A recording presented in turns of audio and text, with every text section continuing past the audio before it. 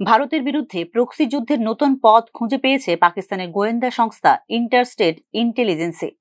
বাংলাদেশকে ব্যবহার করে ভারতকে ঝামেলায় ফেলার চেষ্টা করছে আইএসআই। ইতিমধ্যে আশঙ্কা করা হচ্ছিল যে ঢাকা এখন হবে পাকিস্তানের কুখ্যাত গোয়েন্দা সংস্থা আইএসআই এর নতুন আস্তানা। রোহিঙ্গা শরণার্থীদের ব্যবহার করে ভারতের বিরুদ্ধে প্রক্সি যুদ্ধের পরিকল্পনা নিয়েছে আইএসআই।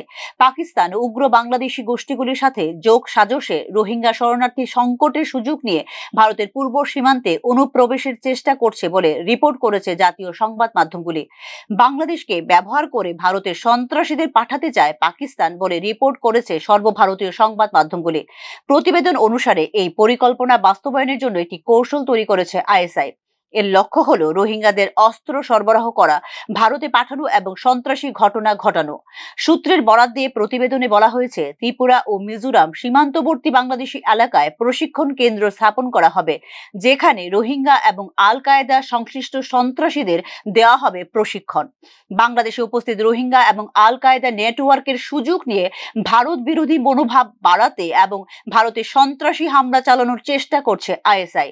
গত বছর শেখ হাসিনার সরকারের পতনের পর বাংলাদেশের কারাগারে বন্দী শত শত মৌলবাদীকে মুক্তি দিয়েছে মোহাম্মদ ইউনূসের নেতৃত্বাধীন অন্তর্বর্তীকালীন সরকার।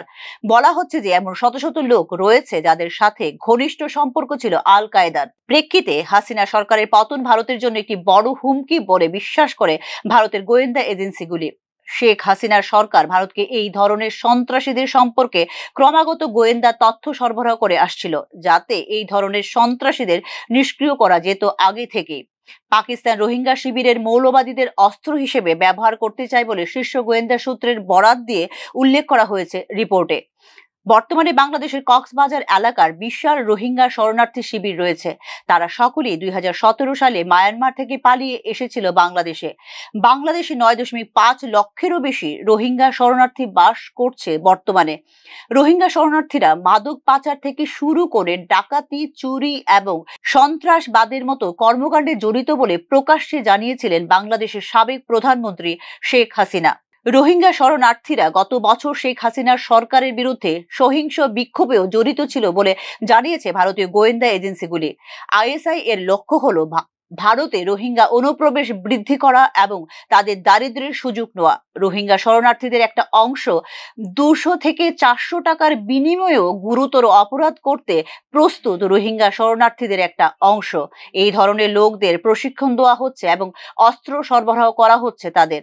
রোহিঙ্গাদের পাশাপাশি হিজবুল তাহরিরের সন্ত্রাসীদেরও প্রশিক্ষণ দিচ্ছে আইএসআই। প্রশিক্ষণ কেন্দ্রটি কক্সবাজার থেকে মাত্র 20 কিলোমিটার দূরে নাইখংছড়ির কাছে অবস্থিত বলে জানতে পেরেছেন ভারতীয় গোয়েন্দারা। গোয়েন্দা রিপোর্ট অনুসারে এই এলাকাটি মূলত বৌদ্ধ ও বাঙালি মুসলিম অধ্যুষিত এলাকা, যা এখন প্রাক্তন পাকিস্তানি রেঞ্জার্স এবং বাংলাদেশি সীমান্ত রক্ষী বাহিনীর নিয়ন্ত্রণে। Bureau report, news now.